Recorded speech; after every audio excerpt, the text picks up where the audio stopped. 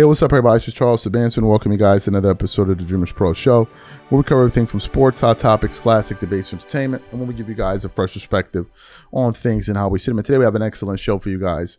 So let's get straight into it. So as you guys know, Kobe Bryant is my favorite player of all time.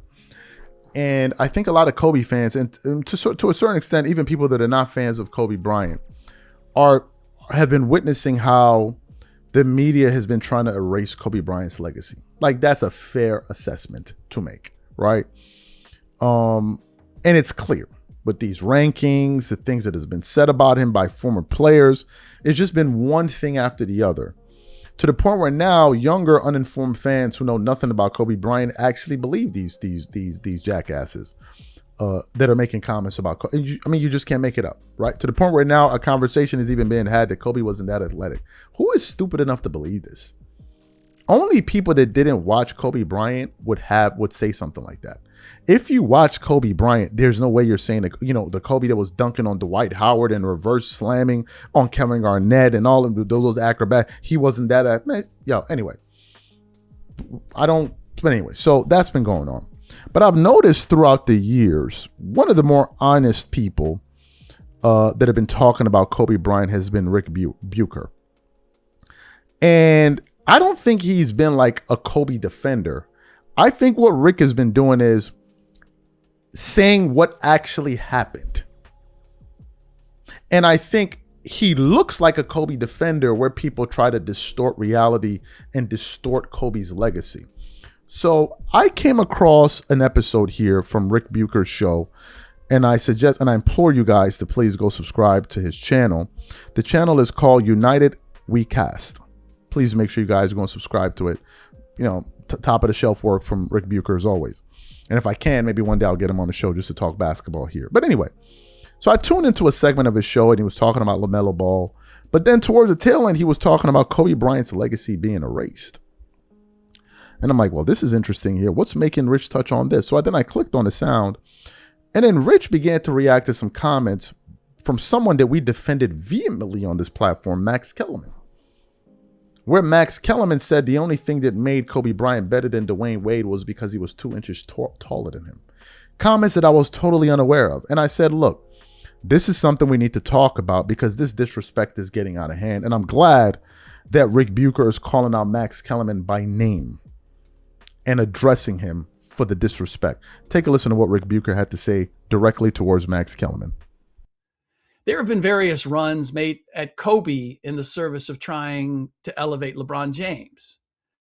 But I couldn't believe my eyes or ears when I saw a post that indicated Max Kellerman, podcast partner of Rich Paul, put Dwayne Wade on Kobe's level, suggesting the only thing about Kobe that made him better is that he was 2 inches taller. Now, I've always thought of Max as a boxing expert who did an admirable job of doing his homework and research to offer compelling and reasonable perspectives in other sports and topics. I was surprised he lasted as long as he did partnered with Stephen A. because Max is earnest. He genuinely believes in everything he argues. And Stephen A., I well know, does not. It's for show. I've been in the business to know when someone has manufactured a take that is plausible and sounds good, but isn't one that they'd go out of their way to make if it wasn't their job to spar about it on TV. Their head is in it, but not their heart. Which is why this suggestion that if Dwayne Wade were 2 inches taller, he would have been equal or better than Kobe is so mind-boggling. The letters WTF just kept scrolling through my head. And still do when I think about it. First of all, the premise that if someone were built different than they were, they'd be something better is just goofy and specious. Word of the day, kids. It means superficially plausible, but actually wrong. In other words, it sounds good, but it actually isn't. If Kevin Garnett had Tim Duncan's core strength, he might have been good or better than TD. But he didn't. So his 32-inch waist made it easier to move him off the block or keep him off of it, thereby forcing him to live by mid-range jumpers far more than Duncan, who could kill you from the mid-range, but also anchor his butt on the block and bully you around the basket. Or if, say, Donovan Mitchell were 2 inches taller than his 6'2", he'd be as good or better than Dwayne Wade. I could do this all day. Basic rule: when anyone employs the word if to create a topic, it's probably all smoke and pixie dust. In other words, not a whole lot of lasting value. I don't generally use stats to make a point, but there's one that jumped out at me about this that captures a larger point. That being Kobe was simply a more complete player, particularly offensively, than Wade. And here it is. Kobe had 21 triple doubles in his career. Dwayne Wade had 5. Now, I do like individual awards as a better measuring stick, so let's throw one of those out there as well. Kobe was named All Defense 12 times, 9 times to the first team. Wade got that recognition 3 times, all second team selections. If you think height was the only reason Kobe was a better defender, you have no understanding of what playing defense in basketball or the NBA consists of. Jason Kidd was 6'4", just like Wade. He was all defense 9 times. What are we talking about? What pains me is that fully exposing just how off-base such arguments are is usually very challenging without sitting down and rolling several hours of tape, or maybe hundreds of hours. The hundreds of hours that I watched both Kobe and Wade play. The hundreds of hours that capture the moments in games when a play had to be made, offensively or defensively. And one guy found a way to make the play over and over again, and the other guy sometimes did. It's an accumulated history that is impossible to impart on a talk show or a podcast. And I fear that that's where a lot of fans today get their information or their impressions of what happened or who somebody was. It's also a history that I suspect is not being curated quite the same way anymore, because the value of having people dedicated to watching NBA games has vastly eroded. I was paid for many, many years to watch games closely, to travel all over the country, to watch games live, and to talk to the participants before and after, and as a sideline reporter, sometimes during. But I had a chance to talk to the people who played them and recount what happened for a reading audience the next morning, or in ESPN, the magazine, the following week. Who still writes game stories of any depth or nuance? Who reads them? Who's collecting the information to write them? Everyone has access to every minute of every game, but who is watching them? We have box scores and highlight reels, and that's the lens, I suspect, through which an entire generation of fans and some media are consuming the NBA and deeming themselves experts. Look at the numbers. No, I'm not going to look at the numbers, not in isolation, not as a definition of how someone performed.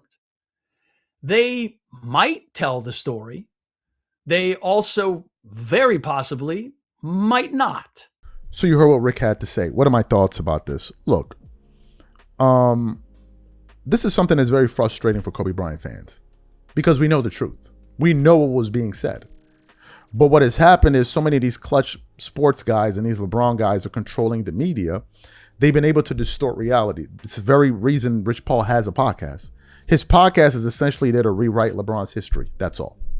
There's no other utility it has. No one else is tuning into the Game Over podcast to listen to anything else. That's why whenever he gets into the Jordan, Kobe stuff, it gets the most traction. That's what he's there for. And he said it. He said as much. That's why I decided to do this. So now we can correct the story. He said it himself. In terms of Max Kellerman has been an utter disappointment. Max is someone we supported for years on this channel because I thought he was being treated unfairly by Stephen A. Smith. Even when Max Kellerman had his crazy takes of his Tom Brady cliff theory or the Kawhi Leonard over Kobe, we still supported Max because I felt like he was being treated unfairly. But what it seems like Max is doing is that he's throwing away his journalistic integrity to fit in with these guys. And he knows that the only way you can really have a job working with these guys is to trash Kobe Bryant. And now one of his own peers is pointing this out. I'm extremely disappointed in Max Kellerman, someone that I used to defend, to the point where I even used to ask Marcellus, hey man, I hope Max Kellerman is doing fine. When is Max Kellerman going to come back? This is the Max Kellerman now that's doing this for reasons that are totally unbeknownst to me beyond the ones that I just hypothesized on. It's really shameful. And Max lost a lot of fans. The moment we heard Max Kellerman was doing a show with Rich Paul, a lot of us like, what? You're doing a show with Rich Paul? Rich Paul? LeBron's like lackey? That's who you're doing a show with? Really? And ever since then, it's been nothing but a disappointment. Here and there, Max will push back on some of the assertions from Rich, but overall, it's just been one big twerkathon, just passing out jars of honey across the table. That's all it's been. But to say that the only thing that made Kobe Bryant better than Dwayne Wade was the fact that he was 2 inches taller says to me what Max Kellerman is all about these days and where his allegiance lies. He's no longer analyzing sports anymore. He's just up there twerking it up like the rest of them. And I don't know if Max Kellerman will see this, but Max, I'm extremely disappointed in you, bro. Because we supported you on this channel for years. Go look at the videos. Go to our channel and search Max Kellerman. We held you down over here. And for y'all to go after a guy that's not even here to defend himself is pretty low. If you want to praise LeBron, praise him. Praise him by all means. But you don't need to trash someone that's not here to do that. And I think the way you're trying to do Kobe Bryant by simplifying his legacy is pretty disgusting, bro. That's my take, and I hope he sees it.